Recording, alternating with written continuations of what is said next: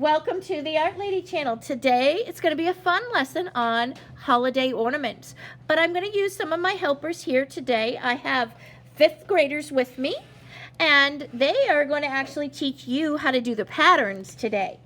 But I'm going to show you how to draw the ornaments with some of this pine branches, and then we'll see what they've come up with, and they'll show you their designs. So let's get started. The first thing we're going to do is I'm going to teach you how to draw one of the holiday ornaments. So my 5th graders will draw along with me, and I start off, you can start off anywhere on the page, and it's up to you how many ornaments you want to put in your decoration today. But I'm going to start off with the top of the ornament. This is the part, the metal part, and it's a small horizontal line. You just want to make sure that you have enough room for some of the ornament, because depending on your composition, some of it may go off the page. And so the top of the ornament, this is the part that attaches to the glass ball. So I'm going to draw a vertical line up, and then I'm just going to kind of make a wavy top to it. Sometimes this metal is like zigzaggy or ruffled, depending on how fancy this is on your glass ball. Now I'm going to go ahead and put a few lines in here. So this will be the metal part of the ornament. Now I'm going to go ahead and actually make the rounded ball part of the ornament. Take your time when you do this. It does not have to be perfect. One of the kids said, "Can we trace?" Well, yeah, you could trace something, but it's just as easy drawing slowly. Go down each side, slow. If you make a mistake, no big deal. You can always transform it once you add your pattern. Now come and draw a U shape here. Like I said, you can turn it into another shape later on. And you don't necessarily have to make rounded balls. Sometimes the ornaments have these gorgeous tapered, they go into points or teardrop shapes. They go into different shapes. So that's up to you. So that's basically how to draw that ornament. And then go ahead and put a hook on like that. Now you don't even have to put the hooks. When I did these pictures, I left off the hooks until I did the pine branches. And what we're going to do is we're going to fill up our composition, our page, with ornaments. Nice, big, large ornaments. So decide, now you don't want to put them in a straight row. Decide another space. Go ahead and do the metal. I always start with that metal. Add a few little lines, and then make your glass ball. And actually, one time, this reminds me of a time that I actually went and did blown glass. It was really fun to make these ornaments. Now, if you want to make them, like I said, teardrop shape, some of them even have points at the bottom, you can do that as well. And I'm going to put in several, and if you want to make your composition more interesting, I'm going to show you here. I'm going to even make one go off my page. Start with my square, add a few lines if you want to add the ruffles on the top, and then go ahead and do your spheres. I'm going to leave off my hooks until I finish. And then I'm going to put another one in right in here. And then I'm going to show you nice and large. And then I'm going to show you how I do my pine branches. I start off at the edge, and you can just draw along with me right now, and then you add your own balls in after. But go ahead, draw the pine branch with me so that you know how to do this. It comes off from the edge, and then basically you're just taking your pen, or you can even do this with a brush, and come down. You can even go back, bring it back, and I want the ends to be smaller. Out, back, down, back. I want the ends to be smaller. You can even have it overlap that Christmas ornament. The ends are smaller, and these get just a little bit bigger. And again, like with a paintbrush, that looks really beautiful. So then I'm going to come off again, come down.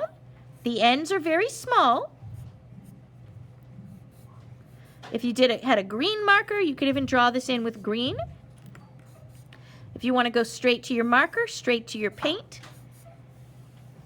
And I kind of go off each side and bring it back. And that's how you're going to fill it in. I'm going to come down this way, go back, and these are just the pine of the holiday tree.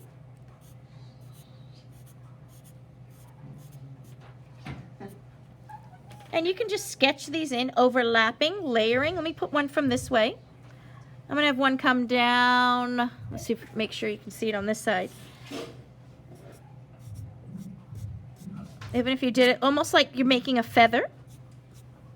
You're going to color them in with different values of green, dark greens and light greens. You can even put a little bit of blue in for that blue spruce. And then I'm going to make a branch coming this way. Any of this negative space, I'm just going to fill in with some branches. You want most of it to be, like I said, the holiday balls here. Connect that. I'm going to put one right here just to show it's connecting.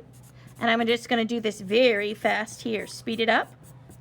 And then I'm going to have some of my students come now and put in some decorations on the holiday balls. So I'm going to pick some students to come up. I want another branch here. And they will fill in for me. Now we're going to go ahead. I have my 5th grade kids here, and we're going to start in on some patterns. These were interesting patterns you can start to draw. These are interesting patterns that I found today as the kids were inventing their own holiday designs.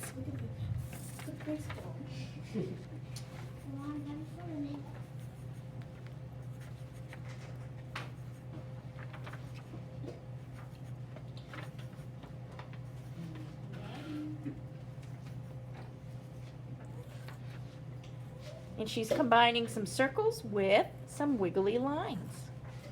And that's a really cute. I can just see that with glitter on it. I have a holiday ball that has those big giant circles on it with all glitter, and it's beautiful. Okay, great. Okay, next. There's one of our designs from our 5th grade kids. And here's the next one. And you can pick any one of these to design.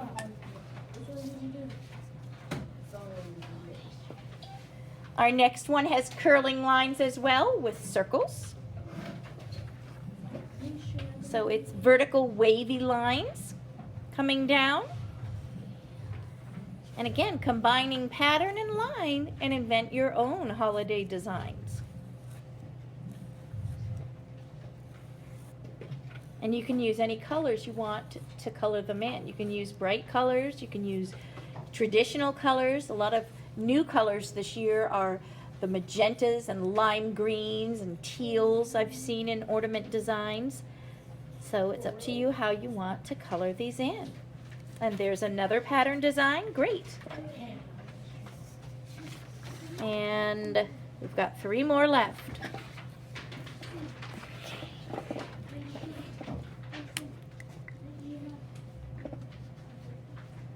And my kids here today are, how old are you guys? 11. 11. Most of these students are 11 and 10 years old.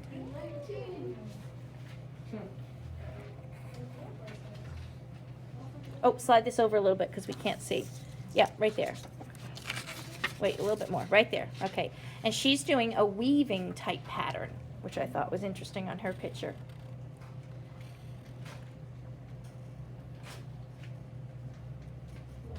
And she makes her lines behind. She's overlapping.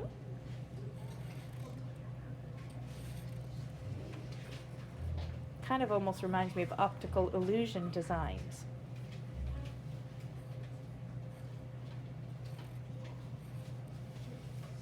I always love getting ideas from the kids because you guys come up with real creative ideas that sometimes I don't think of. And sometimes it even spurs art lessons, new art lessons, like this weaving design. This would be a fun art lesson even.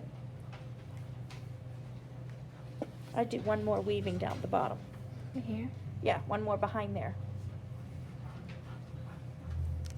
Yeah, great. All right, next. So she's it almost reminds me of ribbon wrapped around holiday balls. And her design has a diamond in the center. You can either choose either one of these.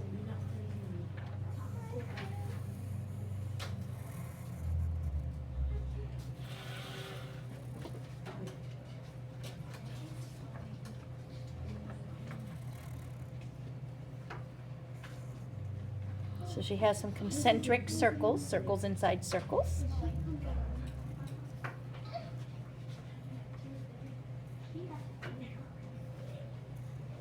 Those look great.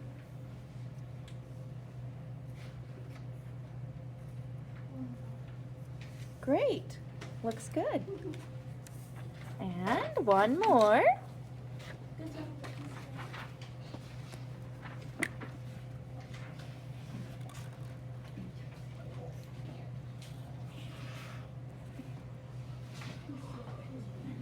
So in the center, it's a circle. And then spikes almost looking like a sun rays coming out. But it's actually going to be almost like a snowflake design.